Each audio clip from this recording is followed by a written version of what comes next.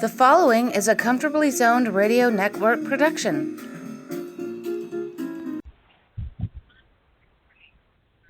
Thank you, Tally Olson. We are back. Retro Rangers in the Zone.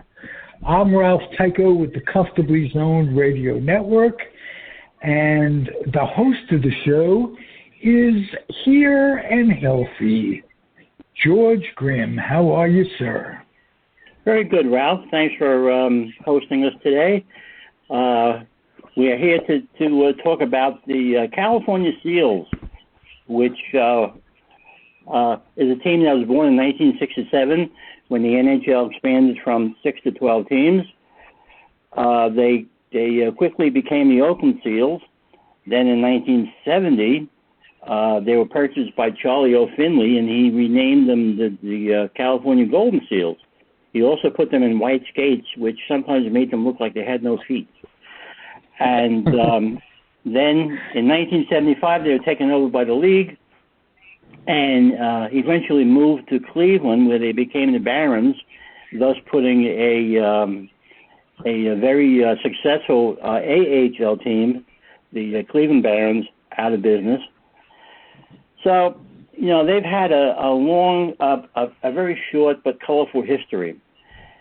And George, did they move to Minnesota at one time? I think that was after the Cleveland move. We can talk about that as we get into it. Okay. To help us sort this all out, we're here with Brad Kurtzberg, the author of Shorthanded, the untold story of the Seals, hockey, most colorful team, and Len Shapiro, who's a former PR director of the Seals. And we might have Tim Ryan later on. We'll see how that goes. So, Brad, at this point, you know a whole lot more about the Seals than I do, so I'm going to turn the show over to you. Take it away, Brad. Well, thanks, George. Appreciate it, and appreciate the chance to be here. And, you know, the story of the Seals, they lasted 9 seasons in the Bay Area, then 2 seasons in Cleveland, and they never won a playoff series. They only made the playoffs twice in their entire history, never even finished above 500, and yet there were so many crazy things that happened to this team.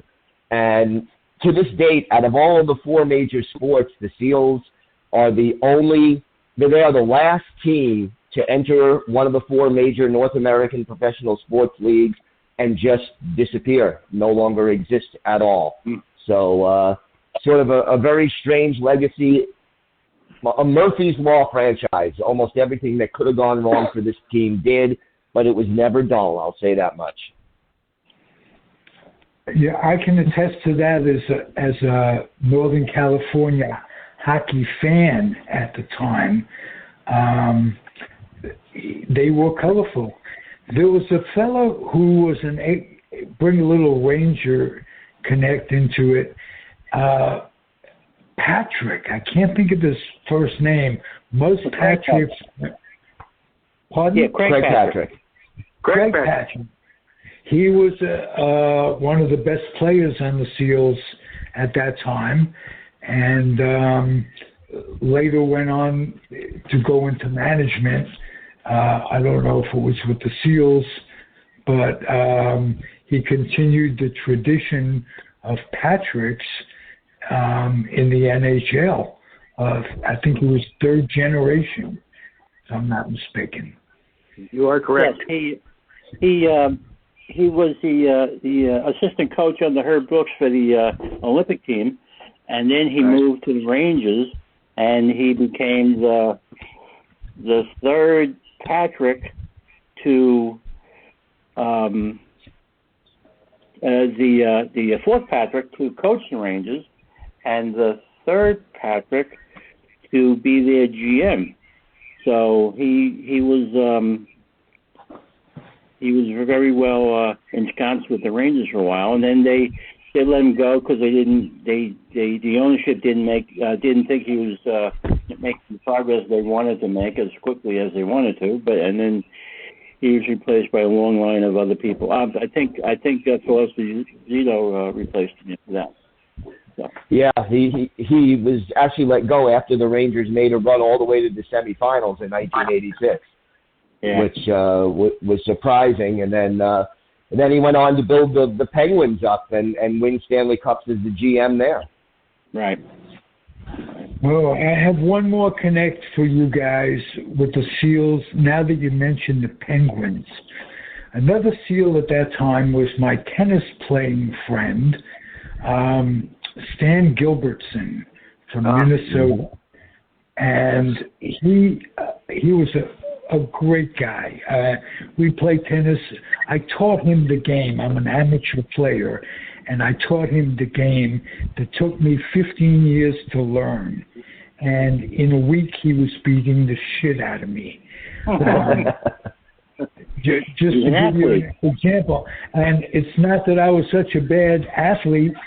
You can't imagine the hand-to-eye coordination that a professional hockey player or a professional anything has compared to an amateur. And he was a superb tennis player after 2 weeks and a more superb beer drinker, because we would go out, and I lived in Danville, California at the time, and there was a bar 2 or 3 blocks from the tennis court, and it was run by Big Ben Davidson. And I don't know, it was called Big Ben's, and we go over and hang with Big Ben, who would say, "I got you, Joe Namath, for you, Jew boy." He was a fellow Jew boy to me, and he had a big picture of him just nailing Namath on the wall. And he was a great guy, rest his soul, too. But Stan got traded to the Penguins and tragically lost a leg in a dune buggy accident. I don't know if that was if that's close to how I'm remembering it, but I really felt sorry for him at the time, and I understand he's back in the Bay Area. I've never been able to regain contact with him. Maybe you guys can help. Len Shapiro. Well, he's living in Lodi, California right now. Just above Stockton. He's he's in a halfway house there because of his injuries and all that. He's been watched. His brother comes out from Minnesota occasionally and takes care of him. Nice, real good to know. It's one big family, sports, and so I'm warmed by that he is being taken care of, because he struggles a lot, from what I understand. Oh yes, he did struggle a lot. After the accident, he had a rough time. Rough time, definitely. He was in real estate, and he did very good in real estate. He had houses and parcels in this area called Blackhawk, outside of Danville, which is very ritzy. So he made a lot of money doing that, but unfortunately, he lost a lot of it with his antics with the drinking, etc. I can imagine him doing well in sales because I ran a small insurance agency at the time and recruited him as, I don't know where it went wrong, or maybe it was right before he got traded, but I knew he'd do well in sales. He had that magical personality and that smile, that and that Midwestern reality. Down to earth guy. I value my memories of spending time with him, and the beer notwithstanding. So there you go. George, take it away, or continue on, okay. I interrupted Brad, so please go ahead. Okay, can either one of you guys, can Brad or Lynn, tell me about why Guy Lafleur is not was traded to the Montreal Canadiens instead of becoming a member of the Oakland Seals? Oh, well, Len, you want to take this one? It's a good story. Go for it. It's a good story. It was an inside deal. Frank Selke was the general manager of the Seals at that time, and he was still pretty close friends with Sammy Pollock of the Canadiens. And it was just a basically underhanded deal to make sure that the Canadiens got Guy Lafleur. As a matter of fact, Pollock traded Ralph Backstrom to the LA Kings to help the Kings make sure that the Seals finished last. That's right. And that would help the Canadiens get that draft pick. But again, you can argue that was, I always say it's an underhanded deal, but, what would Guy Lafleur have done in California? Probably not what everybody thinks. No. Again, many people knew him. He was an Eastern star. We didn't have coverage in those days of the junior hockey in Canada. And if he came out here, he would basically have been just another player. He would have had to gain his reputation. And who knows if that really would have happened with the Seals, who were just a second-rate team at that time. Hey, wait a minute. This is Tim Ryan. We were never a second-rate team. Tim Ryan just joined us. Hey, Tim. Thanks for coming. You tell him, Tim. You tell him. Well, I'm sorry to be late. I read my screen wrong here. I was waiting for the phone to ring to me, and then I thought, something's wrong here. I know they're on the air. well, Tim, you were there when that trade occurred, correct? Well, no, I missed the first 10 minutes here. So, which trade? And it may have been after my time. The Guy Lafleur trade. No, that was before. That was after my time. After you left. Okay. Yeah. Well, you missed all the excitement then. Well, I had plenty of excitement. I had Bert Olmsted. Oh, yeah. Yeah. Bert Olmsted was quite a character, and he never really seemed to be on the same page as his players as far as what to expect. Tim, do you remember what happened the very first Thanksgiving, American Thanksgiving, with Bert Olmsted and the Seals? I don't recall. There were so many kind of Bert Olmsted incidents, but play that one back for me. I don't recall it. Well, he held a practice on Thanksgiving Day, and the players didn't want to be there. And basically, he just sort of yelled at them and said they had to stay there until like 4 o'clock in the afternoon, walked out, and just left them there for all of Thanksgiving Day, and sort of made them all late for Thanksgiving dinner. And, he was not exactly the most popular guy with his players, according to most of the guys who I spoke to. Yeah. No, I think that's absolutely accurate. And I do have some recollection of him doing that. I didn't recall that it was on a Thanksgiving Day. He probably thought because it wasn't a Canadian Thanksgiving that he could do that.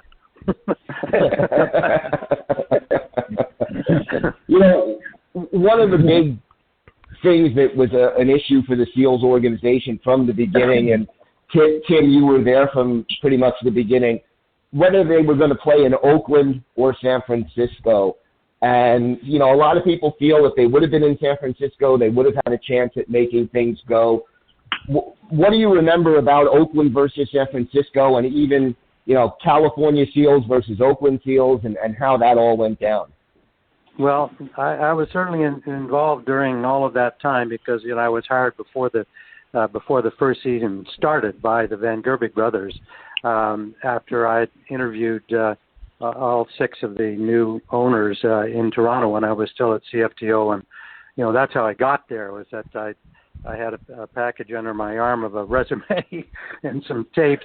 After I do the interview for CFTO with the new owners, I said, and by the way, you're going to need an announcer and a PR guy wherever, and I wound up with several of the 4 of the 6 giving me an offer. And San Francisco's Bay Area sounded pretty romantic to me and my wife, and so I took that job, and it was there at the beginning. The Van Gerbing brothers and their partners really were buying the Bay Area franchise. But as you well know, you guys, I mean, there was a minor league team, the Seals in San Francisco in the Western Hockey League that was already in business, but it played in the old Cow Palace arena, which was not built for hockey and was certainly not suitable for an NHL team.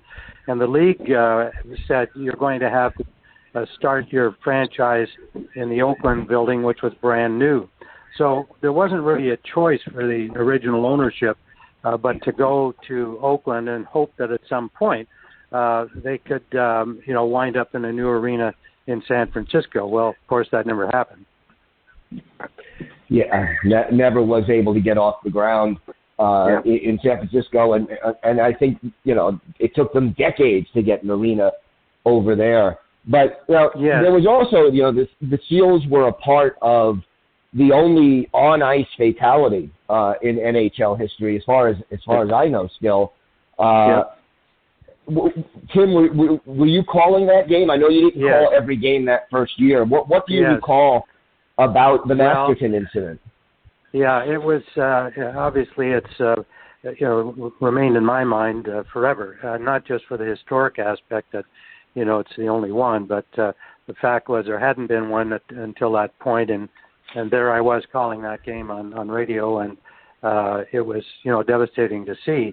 There was nothing dirty about it. It was a total accidental. Good 2 guys, as I recall, actually kind of colliding with Masterton at the same time, and he fell backwards and struck the back of his head on the ice, and it was just a horrible thing to see. And I've had to deal with a couple of other fatalities in my boxing coverage over a long career that I covered in boxing, but that one, because I grew up in hockey and hockey gave me my start in broadcasting, I'll never forget that. It was a horrible thing. Yeah, I know when I interviewed Ron Harris, he was one of the 2 players who was involved in that check, and I interviewed him, I would say it was around 2002 or so. So you're talking about 35 years after the incident, and he's still, you could hear over the phone even the change in his voice and the way it still affected him all those years later. And as you mentioned, it was a clean hit. There was nothing dirty about it, but it really did affect him even all those years later. Oh, sure, and I can imagine that it would. Even though it was definitely was a clean hit and nothing. The game wasn't. There was nothing in the game that would have led to any kind of, everybody getting upset and doing something deliberately. It was completely accidental. It happened to be that 2 guys at fairly high speed colliding with Masterton, and it was just horribly unfortunate. I guess we should all be grateful that it's the only fatality. In such a contact sport, we could have expected others over all these years. Yeah, and part of the amazing thing is it still took the NHL another 12 years to make helmets mandatory after that. Yes. It's funny you should mention that, because that was it was never a big enough issue, and the old kind of traditional things. And one of the pioneers might have been, you guys might stop me here, I think the first guy who just said, I'm doing it, was Stan Mikita of the Blackhawks. And my recollection is that he just decided, I'm going to wear one. And effectively, he was the guy who kind of convinced the rest of the league and the league officials that this was the right way to go. All right. Yeah, I mean, the Seals had a player also who, the first year, who wore a helmet, and that was Charlie Burns. But he had a previous head injury, so he was protecting himself as a result of that. Yes, very good. I'd forgotten that, and you're exactly right. And I remember Charlie well. Wonderful guy. Yep. Yeah, he just passed away, I think, about within the last year or two, if I'm not mistaken. Yeah, you're correct. Yes, I think so. Yeah, he was a great person. Yeah, nice guy when I spoke to him just as well. Just a second to interrupt you guys for a second. Sure. Willie O'Ree, the first black player in hockey, just had his number retired by the Boston Bruins. And I wanted to make note of that. In addition, you talked about Guy Lafleur a little while ago. Rest in peace. He died 2 or 3 weeks ago, and if not sooner. So I just want to interject those two things that you got me thinking hockey today rather than baseball, and I love it. Well, I think it was long overdue for Willie O'Ree, but of course he's in the lineup of a lot of great black athletes who haven't been honored properly. But that was it was the right thing to do, and gratefully it was done before he passes on, so that he and his family could have the full enjoyment of that. And I think it's just terrific. And he suffered and Willie injury. Go ahead. He suffered a serious injury when he was hit in the eye with a puck, and he only had one eye, and that probably cost him much of his career. Yeah, exactly. And no one really knew about that, if I'm not mistaken. He kept that. He didn't want to use that as a crutch or whatever. I don't think many people knew that he was didn't have sight in that eye at the time. Am I correct? Well, he I played think you in the are. Western Hockey League. He played for the LA Blades in the Western Hockey League, and I saw him in 62, 63, 63, 64, and it was known at that time that he had suffered a serious eye injury, but he played very well for the Blades. There was no question about that. And then he went on a career and played with the San Diego Gulls, and then in the Pacific Hockey League, he played for the San Diego Skyhawks. So he had a long career. Yeah. He did, and go ahead. No, go ahead. Well, talking about people who have had eye injuries. Bill Chadwick only had one eye. He lost an eye when he was a player for the Rovers back in the 40s, and then he became a referee. And he always said when he was on the ice as a referee, and the fans would say, "You're blind, ref," he would say, "Well, you're half right." That's right. He had a great attitude. He was a super guy. He had a great sense of humor, and he dealt with that. Became a really good announcer. Worked the Ranger games, I think, with Marv Albert on radio for a number of years. He was a wonderful guy. Yeah, I grew up, watching him and Jim Gordon do the games on Channel 9 every Saturday night. So, I was very familiar with that. Selling tickets was always a problem for the Seals, always struggling to try to bring fans in. Tim, what were some of the things that you remember the team doing to try to get ticket sales going?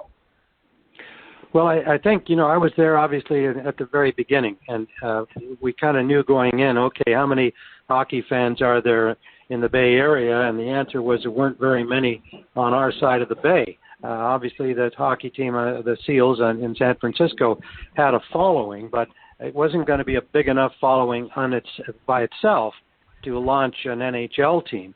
And the second part of that was those of us who hadn't lived in California. It took us a while, not very long, to learn that coming over the bridge was a big deal from people on the San Francisco side. It was not something that they just did. There was a divide there socially and culturally. So the audience that existed for the Seals was not necessarily going to come across the bridge for us, and they didn't. Obviously, some did, the real more diehards. So we had to kind of build an audience of fans in the East Bay. And, we all tried our best. We weren't terribly successful. That's just the fact of it. we put out a really good media blitz, and I did a ton of work with guys who were sports writers for the various publications over there. We would do fan things with the players, and the traditional things that you would do to try to build an audience. But the fact is, we weren't successful enough. That's it. Yep. Right. And then later when Charlie Finley took over, he didn't want to spend any money on promoting the team, but he wanted to promote it. What can you tell us about Barber Night? Well, I was not there. I was gone before Mr. Finley came into play. Thank goodness on my part. I wouldn't have lasted a week with him, and so I can't comment. That Len Shapiro can talk about the Finley years. I was already gone, out of work for a few months, and lucky enough to get a job in New York that led to the rest of my career. But I think he knew pretty quickly that this was going to be a tough job, and he thought that white skates somehow were going to make a change. I'd leave that to Len to analyze. Well, he tried everything, definitely, and you're talking about the Barber Night that turned out to be a fiasco. He invited all the barbers from the East Bay to come to an event at the Edgewater Hyatt House, and he had an open bar. Well, needless to say, the open bar took over from the selling the team, and I don't think he sold any tickets at that event, and I don't think any of those barbers talked hockey in their shops after that point. I think it was an amazing blown promotion by Charlie Finley. But again, you cannot. I don't like to bury Charlie. I mean, he definitely was a bad influence on hockey fans, but he did some good things, especially with the uniforms, colorful uniforms. He tried promotions. He tried all that stuff, and the big thing was names on the backs of the uniforms. And the reason we have names on the backs of the uniform is because Charlie Finley didn't know who the players were. So that's why he put the names on the back. And on the road, especially in Toronto and Chicago, the team would carry two sets of uniforms, one with the names on the back and one's with the names off the back, because Wirtz was afraid that he would lose all his program sales, and the same at Maple Leaf Gardens. So they wore those uniforms on the road. Wow, that's a great story, man. That is a great story, and I think obviously the idea of names on the back of jerseys is a good thing, and you can find ways to sell your programs. But I'm an alumnus of Notre Dame, and they've never put them on, and I've always thought that was pretty cheap on the part of Notre Dame, that they were going to protect their program sales or for whatever other reasons I never heard, but they still don't do it. That's right. That's a kudo to Finley. I mean, again, he did a lot of wrong things, but I think that was right because it did give the Bay Area people identification. Carol Vadnay or whatever it may have been, people knew who the players were on the ice, and I think the name recognition improved dramatically after that point. Yeah, no, I agree with you. That's the point, yeah. And the funny thing is, eventually the league mandated that teams put the names on the back of jerseys, and the Maple Leafs organization was so angry at this decision that they put the names in dark blue, the same color as the road jerseys, so you couldn't even see them, so they could still sell their programs. I think it only lasted a short amount of time, but that's what Leafs management did in the late 70s as a result of the league mandating names on the back of the jerseys. Yeah. Well, that's a good story. It never really affected our program sales. I mean, we had games where we barely sold any programs, but when the big teams came in, we sold programs. So it really was kind of okay to have the names on the back, because when the Canadians or Rangers or Toronto came in, we sold the complete set of programs we printed. They were gone. Sure. Yeah. We didn't sell them out when Kansas City came in, but that's a whole other story. Yeah. One of the things that the Seals are famous for is the white skates, and they actually had green and yellow skates for 70, 71, and then went to the all-white skates in 71, 72. Tim, I know you weren't with the Seals anymore by that time, but I know you were still covering hockey. What was the reaction around the league at a team wearing white skates? Laughable. Everybody just thought it was crazy. They looked like figure skaters. It was. Yep. Yeah. I. Yes, you're right. I mean, obviously, when I got to New York, I wound up doing the Ranger games for a couple of years, the road TV, and then, four more years with the Islanders, and the NBC Game of the Week. And I'd be all around the league, is my point in saying that. And there wasn't anybody who didn't do anything but laugh at the very notion of white skates on the hockey players. Not even to be able to withstand that all the time, every game. Well, like George said at the beginning, it made it look like no feet at all. Yeah, did it look like they had no feet. Skating on stuff was a big word out there. But and Brad, you remember talking to Marshall Johnson, and his big line was that he could hear people yelling from the stands, "Where's your purse?" Right. Like skate.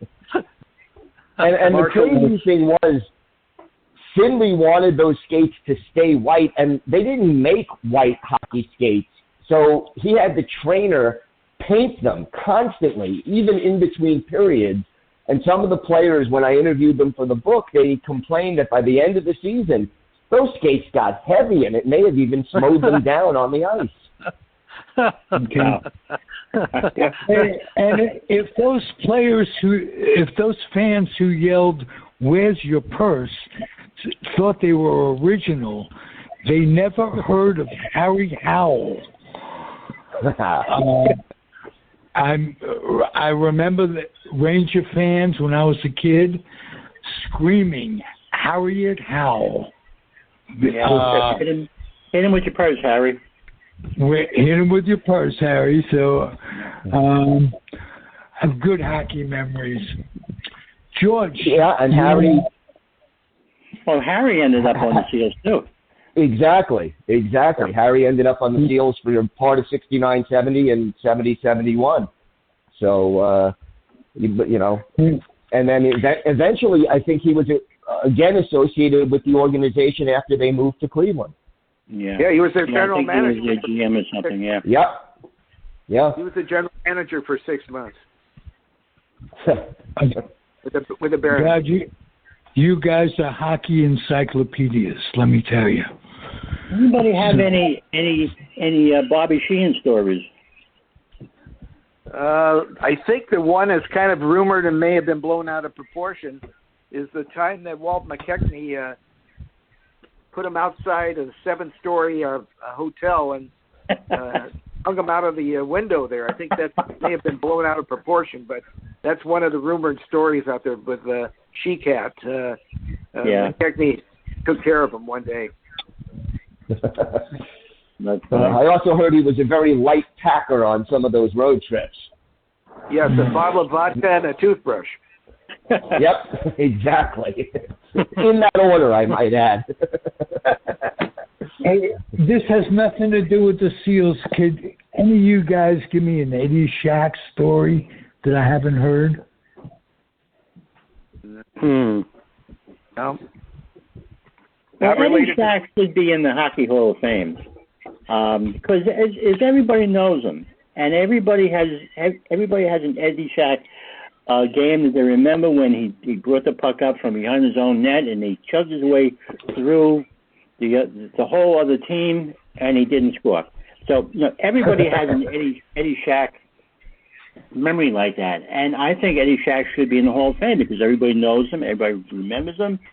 He was Eddie the Entertainer, and I think that sometimes the Hall of Fame takes themselves too seriously. They should put players in there that people want in there.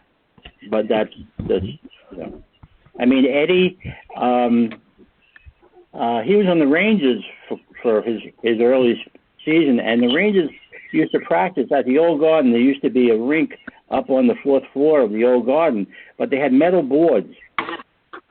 And his coach, Phil Watson, used to gather, the team around to give them some insight or whatever.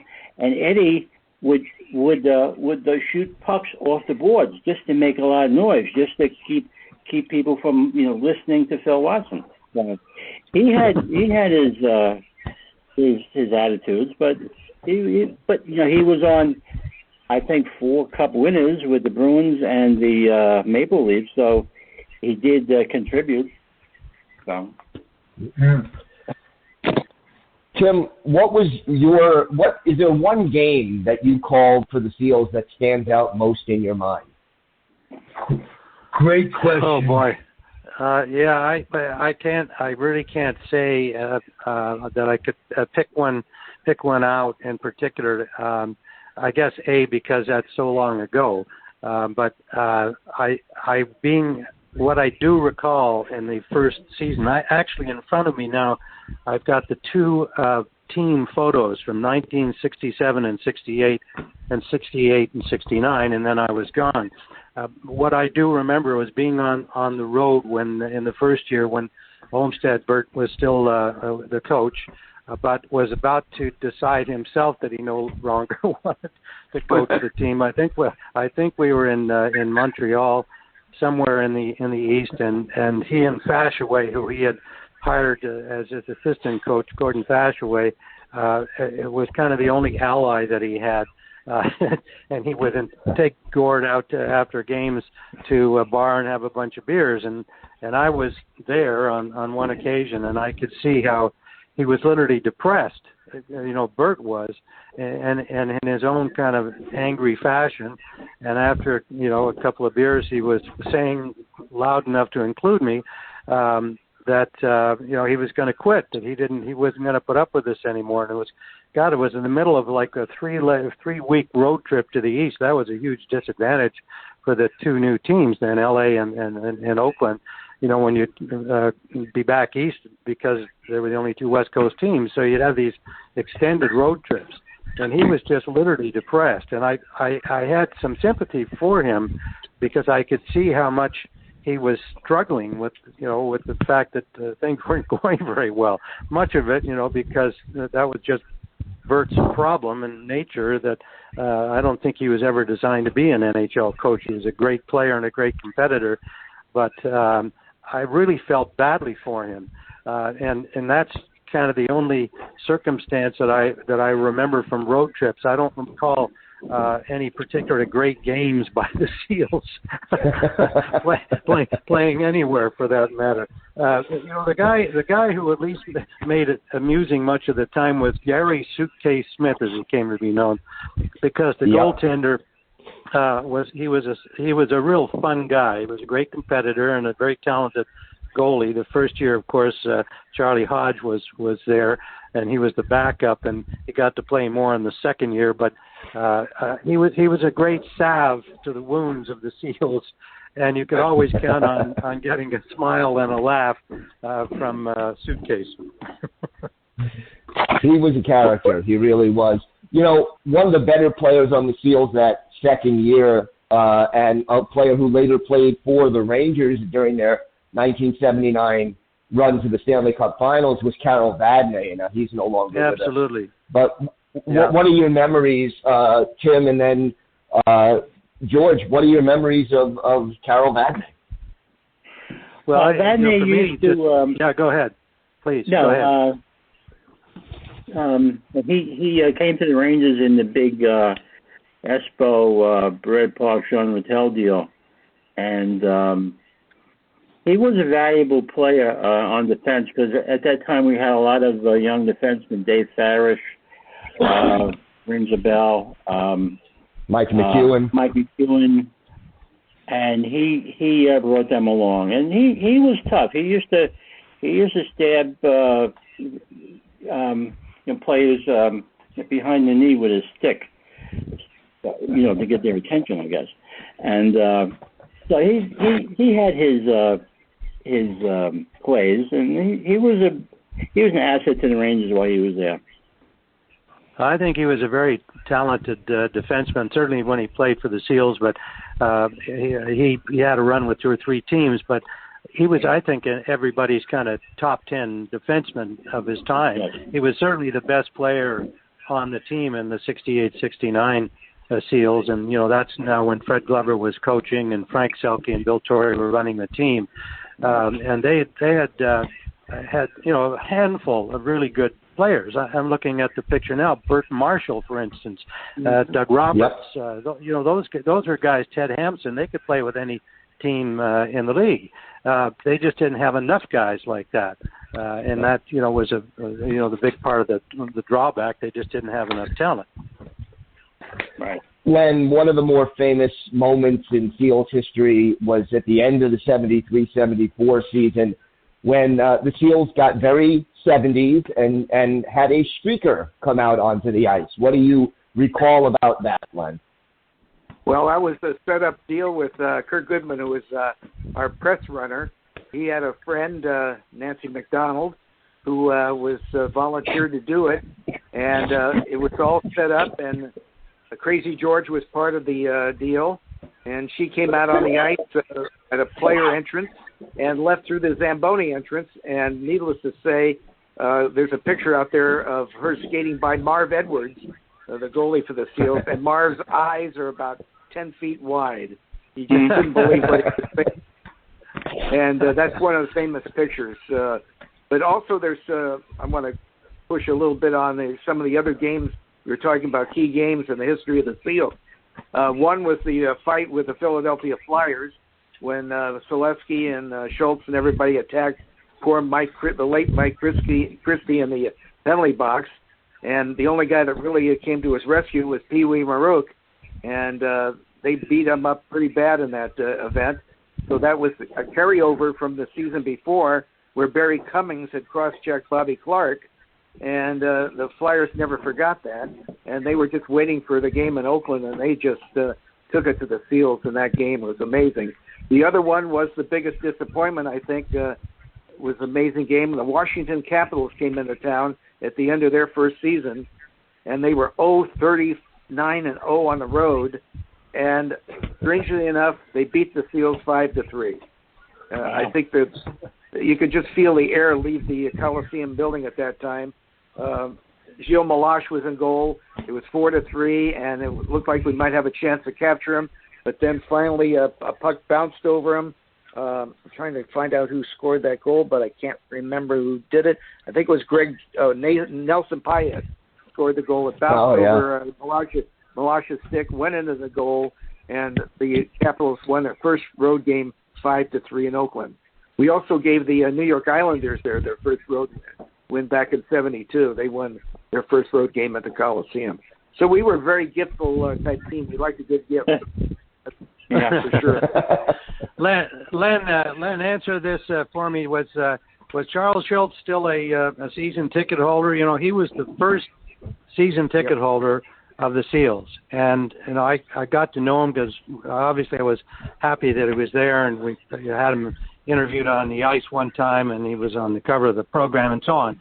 But I wonder whether he stayed, continued to come to the home games over the years, the Finley years.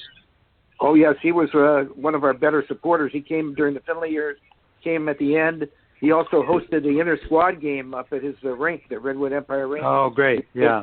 We had 2 years there. The last 2 years, 74, 75, 75, 76. We had inter-team games up there, and he was always a big supporter. I think he might have done covers for you of the program, but I know he did covers for Gold Magazine. He did 2 of those. Yeah, I'm looking up at a picture right here at my home with him. When we knew, as everybody did from reading his strips, that he really loved John Ferguson. So the first time that the Canadians came in to play us that very first year at the Coliseum, I organized with the Canadians to have Ferguson give Sparky, as everybody knew him, a jersey, but don't tell Fergie what he was going to be getting back and vice versa. And Schultz gave him an original panel one of his cartoon shows, his Peanuts cartoons, that had used Ferguson in it. And I think both guys were about as thrilled as they ever could be. Charles Schultz's wife told me a few days after that he wore that jersey to bed that night. As soon as he slept in his Ferguson jersey. Wow. Also, diet. I'm pleased to hear that he, stuck with the team. He stuck with the team. He also developed our mascot there, Sparky, obviously named after him. That was that little cartoon character we used the last 2 years. So he was deeply involved with creating that character. That's great. I'm glad to hear that. I didn't know that. I kept in touch with him over the years, but I was back east and he lived in in California, and so we didn't see each other very often. But I love to hear that story. That's great. Yep. Well, you guys would be happy to know that he lived out his retirement basically on the ice. He would be at his skating rink up in Santa Rosa every day. So he was a happy man, and he spread a lot of joy. Oh, for sure. And I'm sure you guys know that, that his widow lost the family home to one of the big wildfires, and that included where he did most of his work. He literally had his own little studio in his home. And it was a tragic thing, and gratefully they had created that Charles Schultz Peanuts Museum in Santa Rosa, so that a lot of the stuff that had been in his home prior were now in the museum, because they could have lost everything. It was very, very sad, and I believe she's already now rebuilt and so on, and the museum is still hugely popular in Santa Rosa, and the rink. Yeah, the rink just got upgraded from to the glycol system in the ice system, and it's back open again. So that's pretty good. It was closed. It was closed for about 2 years there as they retrofitted it. Ah, okay, that's terrific. I know they've got a seniors league and kids and so on, kids league, and it's terrific what he did there. Yeah. And again, spreading the word. What I can't understand is why his name didn't bring the Seals more publicity. Why they couldn't have milked that a little bit.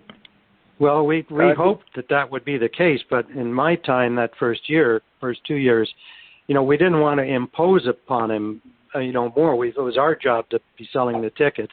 I'm glad to hear from Len that he became, more involved over time after I was gone.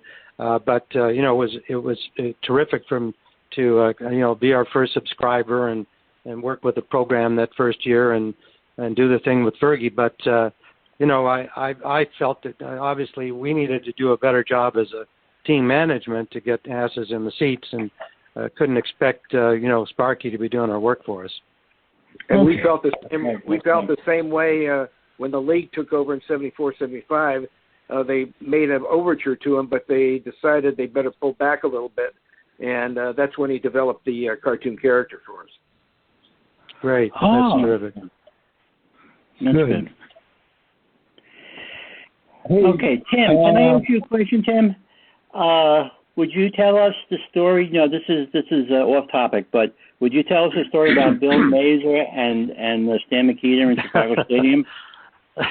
Well, that remains one of my favorite memories, and as you guys know, I've covered a whole bunch of sports all over the world of all kinds, but that one sticks out in my mind. I'm happy to give you the short form of it. Bill and I were doing Rangers radio of road games, television, of Ranger road games. And this would have been, pre the NHL game of the week on NBC. So roughly 71, somewhere in there. And we're in Chicago, and the game's over, and they're doing the 3 stars kind of routine.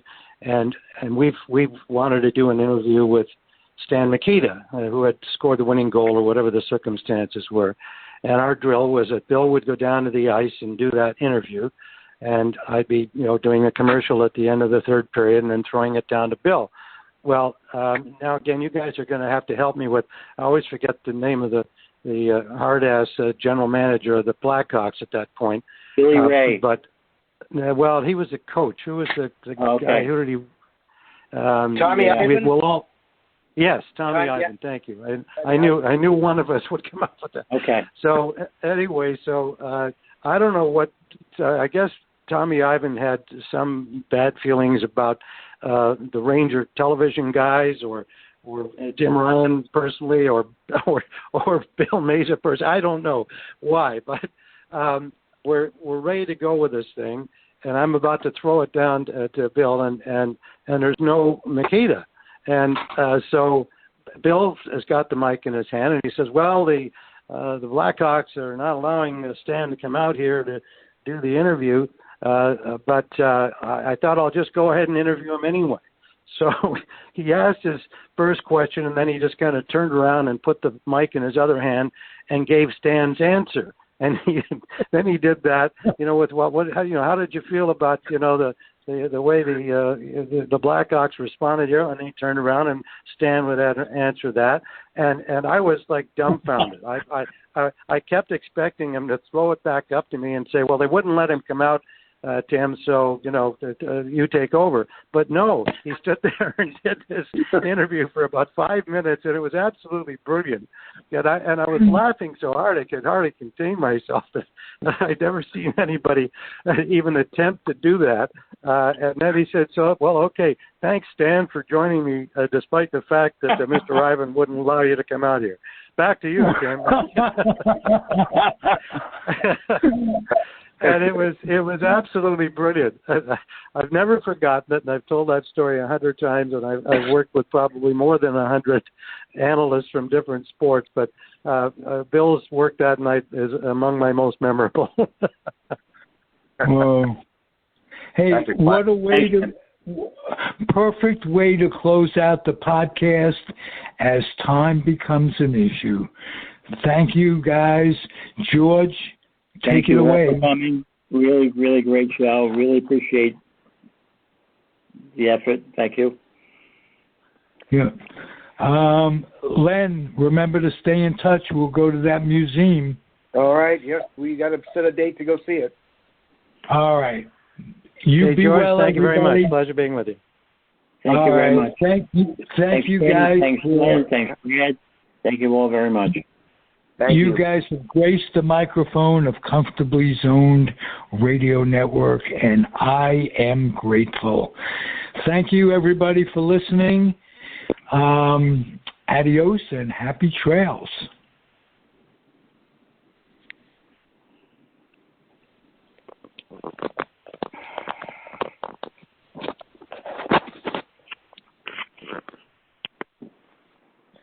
Everybody's gone?